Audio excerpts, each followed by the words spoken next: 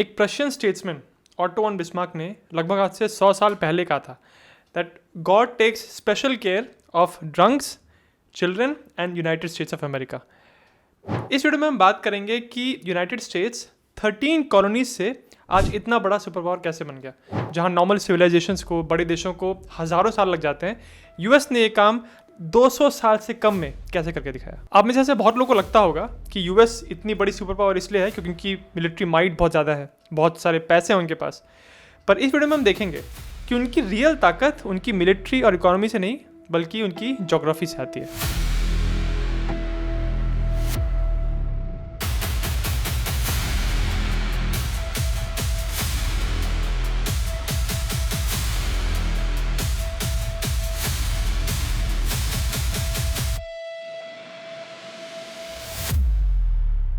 कहानी शुरू होती है साल 1607 से।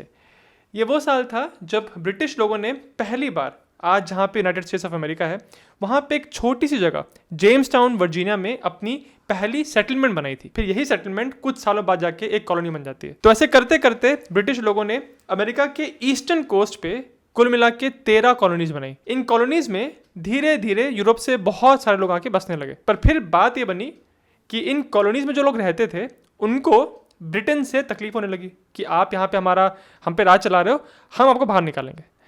फिर 1776 में फाइनली इन 13 कॉलोनीज ने मिलके एक डिक्लेरेशन ऑफ इंडिपेंडेंस पे साइन किया। मतलब एक दस्तावेज पे साइन किया और कहा कि हम 13 कॉलोनीज अब ब्रिटेन के कंट्रोल में नहीं है, हम आज़ाद हैं। कमाल की बात यह है कि जब इस डिक्लेरेशन ऑफ इंडिपेंडेंस पे साइन हुआ था 4 जुलाई को, जिसको आज यूएस के लोग इंडिपेंडेंस डे मनाते हैं, उस समय भी साइनिंग के टाइम भी ब्रिटेन की फोर्सेस इन 13 कॉलोनीज में थी। अभी भी वॉर ऑफ इंडिपेंडेंस चल रहा था। पर इसके कुछ 7 सालों के बाद यूनाइटेड स्टेट्स, जो कि उस समय 13 कॉलोनीज थी, उनके बीच में और ब्रिटेन के बीच में एक संधि हो गई और ब्रिटेन ने कहा कि चलिए ठीक है, हम मानते हैं कि ये जो 13 कॉलोनीज हैं ये आपकी हैं और यूएस से आपका एक देश है। यहाँ से ब्रिटेन लोग फिर चले गए। ब्रिटेन ने सिर्फ इन 13 कॉलोनीज को छोड़ा था। इनके नॉर्थ में था कनाडा और वहाँ पे ब्रिटेन की एक बहुत तगड़ी पकड़ थी। पर अभी के लिए ब्रिटेन से ये 13 कॉलोनीज आज़ाद हो गई। जब आप ये 13 कॉलोनीज का मैप देखते हैं तो साफ नज़र आता है कि ये सारी कॉलोनीज ईस्ट कोस्ट पे ही हैं, इनलैंड नहीं है, अंदर नहीं है। उसका कारण बहुत सिंपल है। ब्रिटेन से लोग जहाज़ों में बैठ के आते थे, ब्रिटेन से, बाकी यूरोप से, और इन्हीं कोस्ट के रीजन्स के पास अपने सेटलमेंट्स बनाते थे। फिर इन्हीं सेटलमेंट से ये लोग धीरे धीरे वेस्ट की तरफ मूव करने लगे। पर अल्टीमेटली जब आप वेस्ट की तरफ मूव करते हैं तो वहाँ पर एक बहुत बड़े पहाड़ों की रेंज आ जाती है जिसको अपेलेचियन माउंटेन्स कहते हैं। इन माउंटेन्स के आगे वेस्ट की तरफ मूव करना बहुत मुश्किल था उस समय, क्योंकि उस समय टेक्नोलॉजी नहीं थी, रोडवेज नहीं थे, कनेक्शन उतना अच्छा नहीं था पहाड़ों के थ्रू। तो इसीलिए उस समय के लिए 13 कॉलोनीज की वेस्टर्न बाउंड्री थी अपेलेचियन माउंटेन्स। अगर आप आज का यूएस का जोग्राफिकल मैप उठा के देखें तो आप देख पाएंगे कि ईस्टर्न कोस्ट से लेके आप थोड़ा अंदर आइए वेस्ट की तरफ तो अपेलेचियन माउंटेन्स हैं। फिर अपेलेचियन माउंटेन्स से और वेस्ट आगे जाएंगे तो एक बहुत बड़ा एरिया पड़ता है जिसको द ग्रेट प्लेन्स कहते हैं। कुछ लोग इसको अमेरिकन हार्टलैंड और कुछ लोग अमेरिकन मिड वेस्ट भी कहते हैं। इस एरिया में एक बहुत विशाल नदी है जिसको मिसिसिपी कहते हैं। इस बड़ी नदी से छोटी छोटी ट्रिब्यूटरीज निकलती हैं और इस पूरे एरिया में ज़मीन काफ़ी उपजाऊ है, जिसके वजह से यहाँ पे फार्मलैंड्स इजीली बन सकते हैं। यानी अगर आप किसान हैं, आप खेती करना चाहते हैं, आपके पास बहुत सारा लाइव स्टॉक है यानी एनिमल्स हैं, तो ये ज़मीन आपके लिए बहुत अच्छी है। अब इन ग्रेट प्लेन्स से आप और वेस्ट की तरफ आगे बढ़ो तो आगे जाके आते हैं रॉकी माउंटेन्स, और उसके और आगे जाओगे तो आ जाएगा पैसिफिक कोस्ट। उसी में अगर आप यूएस के नॉर्थ पे देखें तो द ग्रेट लेक्स वाला एरिया है और वहीं पर फिर कनाडा की टेरिटरी पड़ती है, और नीचे आप देखेंगे तो मेक्सिको की टेरिटरी है जहां बहुत सारा रेगिस्तान है। इस पूरी सिचुएशन को एक बार आप 13 कॉलोनीज की नज़रिए से देखिए। उनको अगर नॉर्थ मूव करना था तो इसमें उनका खास फायदा नहीं था, क्योंकि अगर आप नॉर्थ में कनाडा की तरफ जाते हैं तो टेम्परेचर काफ़ी ड्रॉप हो जाता है, तो रहने के लिए सिचुएशन उतनी अच्छी नहीं है।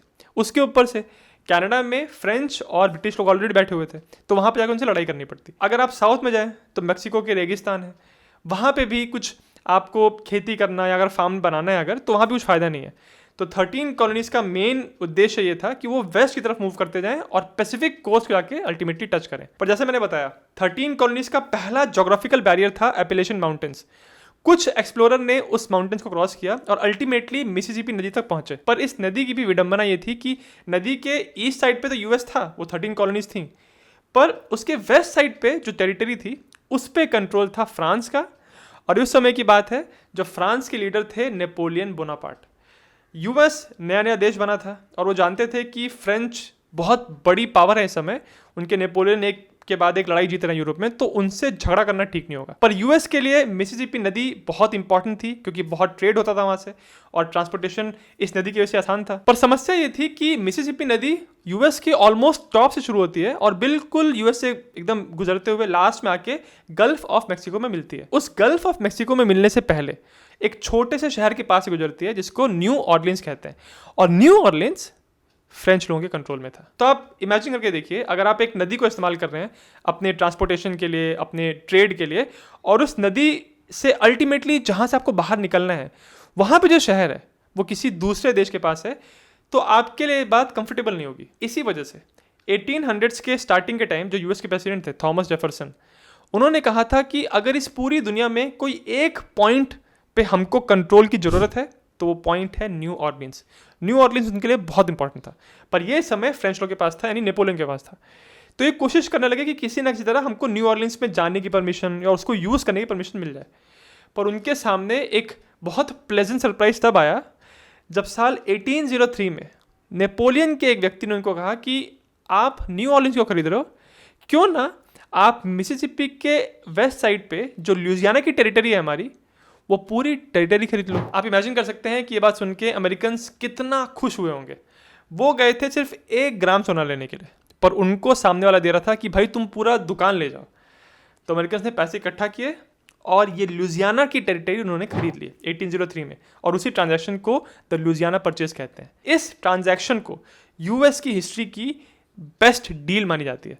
हालांकि आज यूएस प्रेसिडेंट ट्रंप कहते हैं कि मैंने बहुत ही डील कर ली, ये बेस्ट डील एवर कहते रहते हैं वो, पर यूएस के इतिहास की जो बेस्ट डील एवर सही मायने में है वो है लुइसियाना परचेज। इस परचेज के साथ जो वो चाह रहे थे न्यू ऑर्लिन्स, वो तो उनको मिला ही, पर उसके साथ साथ बोनस में इतनी विशाल लुइसियाना की टेरिटरी मिल गई। इस टेरिटरी में जो उनकी मिसिसिपी नदी गुजरती थी उसके वजह से अमेरिकन को बहुत फायदा हुआ।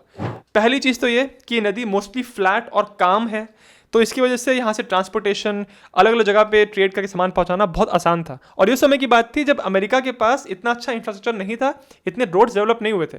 तो इस नदी ने, आप कह सकते हैं उस समय कि यूएस की इकोनॉमी की लाइफलाइन का काम किया था। उसके ऊपर से इतनी बड़ी जो टेरिटरी अब यूएस को मिल गई थी, उसमें खेती करना, फार्मर्स को बचाना काफ़ी आसान था। इसी डील के बाद पहली बार अमेरिकन को लगा कि अच्छा, वो भी अब फ्रांस, ब्रिटेन और स्पेन की तरह एक मेजर पावर बन सकते हैं। इसी मंसूबे के साथ अब अमेरिकन को थोड़ा और वेस्ट की तरफ मूव करना था, पर अब उनके सामने समस्या खड़ी थी स्पेन वाली। 1819 तक आते आते स्पेन की यूरोप के अंदर पावर अब काफ़ी कमज़ोर हो गई थी, और धीरे धीरे जो स्पेन की टेरिटरीज थी यूएस के पास और सदर्न अमेरिका में, उनके ऊपर स्पेन की पकड़ धीरे धीरे कमजोर होने लगी थी। तो पहले तो 1819 में अमेरिकन ने स्पेन के साथ एक संधि की जिसको एडम ओनिस ट्रीटी कहते हैं या ट्रांस कॉन्टिनेंटल ट्रीटी भी कहते हैं। इस ट्रीटी के तहत अब अमेरिकन के पास फ्लोरिडा की टेरिटरी भी आ गई। इस ट्रीटी के बाद अमेरिकन जनता ने बहुत स्वागत किया इस ट्रीटी का, और ये कहा कि इसमें सबसे बड़ा फायदा हमारा ये हुआ है कि हमको फ्लोरिडा की इतनी बड़ी टेरिटरी मिल गई है। पर सच बात यह है कि इस ट्रीटी का सबसे बड़ा फायदा फ्लोरिडा नहीं था, बल्कि ये था कि स्पेन के साथ उनका एग्रीमेंट हो गया था, और अब यूएस का रास्ता पैसिफिक तक पहुंचने का पूरी तरह साफ हो गया था। अगर आप मैप पे देखेंगे तो यूएस और स्पेनिश टेरिटरी के बीच में एक सीढ़ीदार बाउंड्री से बनी हुई है। ये बाउंड्री इसी ट्रीटी के अंदर बनी थी। अब 2 साल के बाद 1821 में मैक्सिको स्पेन से आज़ाद हो गए, और अब यूएस के पड़ोसी बन गए स्पेनिश एम्पायर नहीं बल्कि मैक्सिको। और मैक्सिको के पास था टेक्सास, कैलिफोर्निया और कुछ साउथ वेस्ट की टेरिटरीज। उस समय यूएस की पॉपुलेशन थी कुल मिला के लगभग 1 करोड़ और मैक्सिको की पॉपुलेशन थी 60 लाख। अमेरिकन सोच रहे थे कि इस समय डायरेक्टली लड़ाई करना ठीक नहीं होगा, तो उन्होंने एक दूसरी तरीके से घी निकालने की कोशिश की, उंगली टेढ़ी करके। उन्होंने कहा अपने सिटीजन्स को कि तुम जाके टेक्सास की टेरिटरी में बसना शुरू करो। दूसरी तरफ मैक्सिकन्स ने भी कुछ गलती की, उन्होंने भी अमेरिकन सेटलर्स को आकर्षित किया। उन्होंने कहा कि अगर आप टेक्सास में आके बसेंगे तो हम आपको बहुत सारी ज़मीन बहुत एकदम चवन्नी के दाम पे दे देंगे, आप यहाँ पे आके बसिए, और यहाँ जो इंडियंस अटैक करते हैं बार बार, इंडियंस कहते हैं कि उनकी ज़मीन है, उनसे मुकाबला करिए और यहाँ पे आराम से रहिए आके। तो इस तरह से मैक्सिकन्स ने खुद बहुत लालच दे के, बहुत अच्छे ऑफर दे के अमेरिकन्स को टेक्सास में सेटल करवाया। पर 1835 तक अमेरिका के लगभग 20,000 सेटलर्स आके टेक्सास में बस गए, और फिर उन्होंने कहा मैक्सिको को कि भाई हमको तुमसे कोई लेना देना नहीं है, हमको आज़ाद होना है। और फिर 1835 और 36 में टेक्सास और मेक्सिको के बीच में लड़ाई हुई। इस लड़ाई में टेक्सास की जीत हुई। अब टेक्सास एक आज़ाद देश था, एक तरफ यूनाइटेड स्टेट्स और एक तरफ मेक्सिको। अब क्योंकि टेक्सास में जो लोग आए थे, जो लड़ाई जीते थे, वो अल्टीमेटली थे तो अमेरिकन ही, वहीं के सेटलर्स थे। तो उन्होंने बातचीत की और 1845 में अमेरिका ने टेक्सास को भी अपने साथ मिला लिया, एक स्टेट बना लिया। और आज आप देखिए टेक्सास यूएस का सेकेंड लार्जेस्ट स्टेट है। इमेजिन करिए कि अगर इस लड़ाई में मेक्सिको जीत जाते तो आज टेक्सास जो है वो मेक्सिको के पास होता। इसीलिए अगर आप आज भी टेक्सास में जाएं तो आप पाएंगे कि वहाँ के लोगों की जो कल्चरल माइंडसेट है वो बाकी अमेरिका से काफ़ी अलग है। तो चलिए 1845 में टेक्सास मिल गया अमेरिका को। फिर अगले साल 1846 में अमेरिका और मेक्सिको की लड़ाई शुरू हो गई।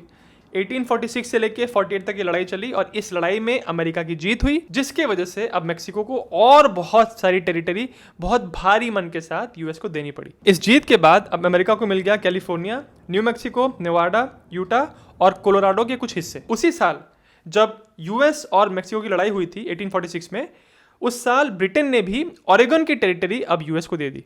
तो 1848 के बाद अब अमेरिका के पास बहुत सारी नई टेरिटरी थी। इसके बाद अब अमेरिका के मेनलैंड में कोई खास यूरोपियन थ्रेट नहीं था, बाहर के देशों से कोई खतरा नहीं था। अब यूएस के लिए इंपॉर्टेंट था जो इतनी सारी टेरिटरी ले ली है, अभी अनऑर्गेनाइज्ड है, उसको ढंग से ऑर्गेनाइज किया जाए और पूरी तरह अपने कंट्रोल में लाने के लिए उसमें कुछ काम किया जाए, क्योंकि कैलिफोर्निया, न्यू मैक्सिको, इतनी सारी नई जगहों पे लोगों को भेजना था। अब हुआ ये कि 1848 और 49 में कैलिफोर्निया में एक गोल्ड रश हो गया। कैलिफोर्निया में लोगों को गोल्ड मिल रहा था, तो भर भर के लोग भाग भाग के कैलिफोर्निया आ रहे थे कि भाई गोल्ड मिलेगा, बहुत अमीर हो जाएंगे। इस चक्कर में वेस्टवर्ड एक्सपेंशन यूएस का और बढ़ा, क्योंकि जनता अपने आप उठ के कैलिफोर्निया जा रही थी और कैलिफोर्निया में सेटल हो रही थी। इसके ऊपर से अमेरिकन गवर्नमेंट ने एक और चालाकी की। उन्होंने 1862 में एक होमस्टेड एक्ट लागू कर दिया। इसमें उन्होंने ये कहा कि अगर कोई भी व्यक्ति हमारी वेस्टर्न टेरिटरीज में जाके बसता है और 5 साल तक किसी ज़मीन पे खेती करता है तो उसको 160 एकड़ ज़मीन मुफ्त में मिल जाएगी। जितनी ज़मीन पे उसने खेती की होगी वो सारी उसकी हो जाएगी। अब आप सोच के देखिए, अगर आप फ्रांस में, जर्मनी में, इटली में एक यूरोपियन फार्मर है और आप देख रहे हैं कि अच्छा यूएस के पास ये ऑफर वो दे रहे हैं कि अगर यहाँ पे हम बसते हैं आके, इतनी सारी ज़मीन पे हम काम करेंगे तो 5 साल के बाद वो पूरी ज़मीन हमारी हो जाएगी। इस चक्कर में इतने सारे लोग भर भर के अब उन टेरिटरीज में आने लगे इस एक्ट के बाद। इस तरह से यूएस ने जो इतनी सारी वेस्टर्न टेरिटरीज हासिल कर ली थी उनमें लोगों को बसाना शुरू किया। फिर 1867 में एक और डील की यूएस ने। इस बार उनके सामने था रशिया। यूएस ने कहा कि ये जो अलास्का का एरिया है ये आप हमको दे दीजिए। अब रशियंस भी देख रहे थे कि अलास्का क्या है, अल्टीमेटली एक बर्फ का टुकड़ा है और बर्फ का बहुत सारे टुकड़े ऑलरेडी रशिया के पास थे, तो उनको भी कोई खास उस समय स्ट्रेटेजिक इंपॉर्टेंस नहीं दिखा अलास्का का, और उन्होंने बहुत कम दाम पे, एक्चुअली बहुत सस्ते रेट पे अलास्का की टेरिटरी को यूएस को बेच दिया। अब कमाल की बात देखिए, जब यूएस ने अलास्का को खरीदा था उस समय अमेरिकन जनता बहुत गुस्सा हुई थी, बहुत नाराज हुई थी। वो ये कह रहे थे कि हमारे मंत्रियों ने एक बहुत बड़ी बर्फ की सिल्ली खरीद ली है इतना ज़्यादा पैसा देके। पर लगभग 20 साल के बाद जब साल 1896 में अलास्का में ऑयल के रिजर्व्स पाए गए, ये देखा गया कि भाई वहाँ तो तेल निकल रहा है, तब लोगों को पता चला कि ये अलास्का खरीद के हमने कितनी सही डील की है। और शायद उस समय रशिया को लगा होगा कि उनको ये टेरिटरी नहीं बेचनी चाहिए थी। इनफैक्ट आज भी आई एम श्योर रशिया के बहुत सारे ऐसे मंत्री होंगे, बहुत सारे ऐसे लोग होंगे जिनको अलास्का को बेचना एक बहुत बड़ी भूल लगती होगी। अलास्का की खरीद के बाद यूएस का जो मेनलैंड है उसका मैप ऑलमोस्ट वैसे ही हो गया था जैसा हमको आज नजर आता है। इस पूरे एरिया में कंप्लीट डोमिनेंस बनाने के लिए यूएस के सामने बस एक कांटा था। जो क्यूबा था वो अभी भी स्पेनिश कंट्रोल में था और यूएस की गवर्नमेंट को लग रहा था कि अगर हमको इस पूरे एरिया में अपना वर्चस्व साबित करना है तो क्यूबा से स्पेनिश को निकालना पड़ेगा। इसी वजह से साल 1898 में यूएस और स्पेन की लड़ाई हुई, जिसको स्पेनिश अमेरिकन वॉर कहते हैं। इस लड़ाई में अमेरिकन की जीत हुई और इस जीत के बाद अमेरिकन ने क्यूबा लिया स्पेन से, उसके साथ फिलीपींस लिया और पोर्टो रिको के आइलैंड्स लिए। बहुत सारी टेरिटरी यूएस को और मिल गई। अब इंटरेस्टिंग बात यह है कि पोर्टो रिको को, क्यूबा को यूएस ने भी साथ नहीं मिलाया, पर यह इंश्योर कर लिया कि अब इनके ऊपर स्पेन का कंट्रोल नहीं रहेगा। यानी स्पेन, जिनके साथ यूएस की हिस्ट्री काफ़ी टेंशन वाली रही थी, अब वो यूएस के बिल्कुल नज़दीक तो नहीं थे। उसके बाद यूएस ने पर्ल हार्बर को भी अपने साथ मिला लिया। फिर 1903 में यूएस को पनामा कनाल को यूज़ करने के लिए एक्सक्लूसिव राइट्स मिल गए। तो अब पैसे कमाने की शुरुआत यूएस ने कर दी थी। धीरे धीरे अपने ट्रेड को बढ़ाने लगे और यूएस मजबूत होने लगा। अब उनका फोकस था अपनी नेवी को डेवलप करना, क्योंकि उन्होंने देखा था कि अगर दुनिया पे राज करना है तो नेवी बहुत मजबूत होनी चाहिए, आप दुनिया के हर कोने तक पहुंच पाने चाहिए। यूएस ने अपनी नेवी को मॉडर्नाइज करना शुरू किया, खर्चा करना शुरू किया उन पे, और फिर यूएस ने डिसाइड किया कि हमको दुनिया को दिखाना है कि हमारी नेवी भी अब वर्ल्ड स्टेज पे आ चुकी है। और इसके लिए उन्होंने क्या किया, 1900 में उन्होंने बहुत सारी शिप्स को इकट्ठा किया और एक फ्लीट बनाई। और इस फ्लीट को उन्होंने टास्क दिया था कि पूरी दुनिया में घूम के आना है, सर्कम नेविगेशन करना है। इस फ्लीट में 16 बैटल शिप्स थी और ये सारी शिप्स का कलर एकदम वाइट किया गया था, तो इसीलिए उस समय इसको लोग द ग्रेट वाइट फ्लीट भी कह रहे। इस फ्लीट ने किसी भी कंट्री पे कहीं पे जाके लड़ाई नहीं की, पर यह कहा जा सकता है कि पहला उदाहरण था जब अमेरिका ने पावर प्रोजेक्शन किया। पावर प्रोजेक्शन का मतलब ये होता है कि आप अपनी देश की मिलिट्री की ताकत दूसरे देशों को दिखाते हो। इसलिए आप नोटिस करोगे जब देशों की कोई मिलिट्री परेड होती है तो उन परेड्स में वो देश जनरली अपने बहुत हाईटेक वेपन्स लोगों को दिखाते हैं, ये दिखाने के लिए अपने देशवासियों को कि उनकी मिलिट्री इतनी स्ट्रांग है, साथ ही साथ फॉरेन पावर्स को कि हमारे पास इसी तरह की टेक्नोलॉजी है, अगर हमसे कभी लड़ने का सोचोगे तो याद कर लेना। अमेरिका के पहले राष्ट्रपति जॉर्ज वॉशिंगटन ने अपने मंत्रियों को और आप कह सकते हैं कि जनता को हिदायत दी थी कि अमेरिका किसी दूर जाके किसी दूसरे देश के साथ इन्वॉल्व नहीं होगा, कोई अलायंस नहीं बनाएगा, किसी तरह से किसी डील में नहीं फंसेगा, ताकि कभी लड़ाई हो तो अमेरिका को जाके हेल्प ना करनी पड़े। ये उनकी ओरिजिनल पॉलिसी थी। और आप कह सकते हैं कि मोर और लेस अमेरिका ने अपनी आज़ादी के बाद इस पॉलिसी के साथ ज़्यादातर वो लोग स्टिक किए थे, वो किसी मेजर मिलिट्री अलायंस में नहीं पड़े थे। पर फर्स्ट वर्ल्ड वॉर के बिल्कुल एंड में 1917 में अमेरिकन वॉर में उतरे और जर्मनी का उन्होंने सामना किया। इस लड़ाई में एलाइज की जीत हुई थी और उस समय लोग ये कह रहे थे कि अगर अमेरिकन एलाइज की मदद के लिए नहीं आते तो शायद जर्मनी, फ्रांस और ब्रिटेन को हरा देते। इसी वजह से फर्स्ट वर्ल्ड वॉर के बाद यूएस की रेपुटेशन यूरोपियन पावर्स के बीच में बहुत ज़्यादा बढ़ गई। पर यूएस ने सीरियस मिलिट्री अलायंसेस बनाना शुरू किया था सेकेंड वर्ल्ड वॉर में, जब 1941 में जापान ने यूएस की टेरिटरी पर्ल हार्बर पे हमला कर दिया। पर इसमें एक दिलचस्प बात देखिए, 1941 के एक साल पहले 1940 में जर्मनी ने जब फ्रांस को हरा दिया था, उसके बाद जर्मनी की नज़र थी ब्रिटेन के ऊपर। ब्रिटेन ये बात देख रहे थे कि जर्मनी की एयरफोर्स काफ़ी स्ट्रांग है, फ्रांस को लोग हरा चुके हैं, तो ब्रिटेन मोर और लेस अब यूरोप में अकेले हो गए थे और उनको ज़रूरत थी बहुत सारी डिस्ट्रॉयर्स की, शिप्स की। अमेरिका ने कहा कि हाँ, हमारे पास लगभग 50 एक होंगे डिस्ट्रॉयर्स, अगर आपको चाहिए तो। ब्रिटेन ने कहा कि हमको चाहिए तो है, तो अमेरिकन ने कहा कि हम आपको ये 50 डिस्ट्रॉयर्स देंगे, पर उसके बदले में हमको भी कुछ चाहिए। इस तरह से ब्रिटेन और अमेरिका के बीच में एक एग्रीमेंट हो गया, एक डील हो गई जिसको डिस्ट्रॉयर्स फॉर बेसिस कहते हैं। इस डील के अंतर्गत ब्रिटेन ने अपने बहुत सारे फॉरवर्ड बेसिस, ऐसे बेसिस जहां पे ब्रिटिश नेवी की प्रेजेंस थी, उन बेसिस को अमेरिका को दे दिया। अमेरिका ने कहा कि हम ये बेसिस आपके रख लेंगे, उसके बदले में आप हमारी शिप्स रख लीजिए। उन्हीं बेसिस की वजह से अमेरिका की पोजीशन वेस्टर्न हेमिस्फेयर में ऐसी बन गई थी कि उनको कोई चैलेंज नहीं कर सकता था। फिर 1945 में सेकेंड वर्ल्ड वॉर खत्म हुआ। एक बार फिर से यूएस का कंट्रीब्यूशन बहुत बड़ा था जर्मनी को हराने में, और अल्टीमेटली जापान के ऊपर उन्होंने बॉम्ब्स गिराए। और न्यूक्लियर पावर जब यूएस के पास आ गई तब सबको समझ में आ गया कि भाई यूएस के साथ हम मिलिट्री एंगेजमेंट में जीत ही नहीं सकते, उनके पास अब न्यूक्लियर वेपन्स हैं। इस जीत के बाद अब यूएस ने पैसिफिक एरिया में बहुत सारे बेसेस बनाए और बेसेस वो ले गए ओकिनावा तक, जो कि जापान की टेरिटरी थी। वहां पे भी अमेरिकन ने एक बेस बना दिया। तो एक तरह से वो जापान के लिए एक मैसेज था कि अगर फिर से आपने लड़ाई करने की कोशिश की तो याद रखिए आपके घर के बिल्कुल पीछे ही हमारे पास एक बेस है जहां से हम आप पे तुरंत हमला कर सकते हैं और शायद न्यूक्लियर स्ट्राइक कर सकते हैं। 1945 में एटॉमिक बॉम्ब बनाने की वजह से कुछ सालों तक अमेरिकन ने उस सुपीरियरिटी को एंजॉय किया कि कोई भी मिलिट्री ताकत उनसे बड़ी नहीं है। पर फिर 1949 में सोवियत यूनियन ने भी अपना एटॉमिक बॉम्ब बना लिया। हालांकि यूएस और सोवियत यूनियन एक साथ थे सेकेंड वर्ल्ड वॉर में, पर वॉर खत्म होने के कुछ टाइम पहले ही यूएस और सोवियत यूनियन के बीच में टेंशन बढ़ने लगी थी। तो जैसे ही वॉर खत्म हुआ उसके कुछ ही समय के बाद यूएस और सोवियत यूनियन के बीच में एक कोल्ड वॉर शुरू हो गया। इसको कोल्ड इसलिए कहते हैं क्योंकि ये लोग एक्टिवली लड़ाई नहीं कर रहे थे। अब यूएस इस बात को इंश्योर करना चाहते थे कि सोवियत यूनियन पूरी तरह से यूरोप पे कब्जा ना कर लें। इसीलिए अमेरिकन सेकेंड वर्ल्ड वॉर जीतने के बाद सारे अमेरिकन वापस अमेरिका में नहीं गए। कुछ अमेरिकन फौजी अभी भी जर्मनी और बर्लिन में तैनात थे, ये इंश्योर करने के लिए कि सोवियत यूनियन को इसके आगे वेस्ट की तरफ ना बढ़ने दें। एक तो ये चीज़ की अमेरिकन ने, जिसकी वजह से उनकी यूरोप के अंदर प्रेजेंस स्ट्रांग हुई। उसके ऊपर से अमेरिका ने 1949 के अंदर ही एक मिलिट्री अलायंस बनाया जिसको नेटो कहते हैं, नॉर्थ अटलांटिक ट्रीटी ऑर्गेनाइजेशन। इस ऑर्गेनाइजेशन को यूएस लीड कर रहे थे और इसका मेन मकसद ये था कि सोवियत यूनियन को हम एक्सपैंड नहीं करने देंगे, उनकी पावर को चेक में रखेंगे। उन्होंने ये कहा कि नेटो के अंदर जितने भी मेंबर कंट्रीज हैं, अगर उनमें से किसी ए पे भी हमला होता है तो ये समझा जाएगा कि सारे कंट्रीज पे हमला हुआ है और सारे कंट्रीज उस एक देश की मदद करने के लिए आएंगे। नेटो के गठन के बाद ये बात बिल्कुल क्लियर हो गई थी कि एक साइड पे है वेस्टर्न एलाइज जिनके लीडर है यूएस और एक तरफ है सोवियत यूनियन और चाइना। हालांकि नेटो बनाया गया था बहुत सारे कंट्रीज को मिला के, पर सब ये बात जानते थे कि इसमें सिक्का चलेगा सिर्फ यूएस का। आज भी अगर आप नेटो के ऑर्गेनाइजेशन को देखिए तो जो नेटो का सिविलियन हेड होता है वो किसी न किसी नेटो मेंबर कंट्री का हो सकता है, वो रोटेट होता रहता है। पर जो नेटो का सुप्रीम कमांडर है, जो मिलिट्री चीफ है, वो हमेशा अमेरिकन ही होता है।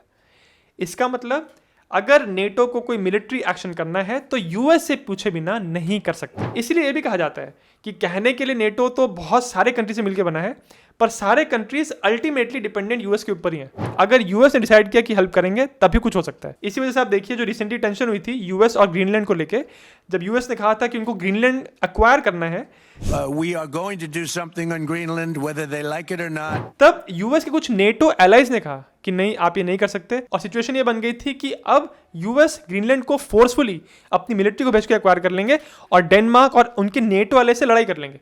पर अल्टीमेटली ऐसा नहीं हुआ। 1949 में जब सोवियत यूनियन ने अपना एटॉमिक बॉम्ब बनाया, वहां से लेके 1991 तक आप कह सकते हैं कि दुनिया में दो सुपर पावर्स थी, एक यूएस और एक सोवियत यूनियन। पर 1991 में सोवियत यूनियन कोलैप्स हो गया और उसमें से बहुत सारे देश अलग अलग बन गए। उस समय बहुत लोग ये कहते हैं कि दुनिया में बस एक ही सुपर पावर था, यूएस, क्योंकि किसी भी और देश की मिलिट्री यूएस जितनी ताकतवर नहीं थी। पर उसके बाद एक ऐसा देश था जिसने इतने तेजी से डेवलपमेंट किया कि आज ऐसा कहा जाता है कि वही देश यूएस का सबसे बड़ा कंपटीशन है, और ये देश है चाइना।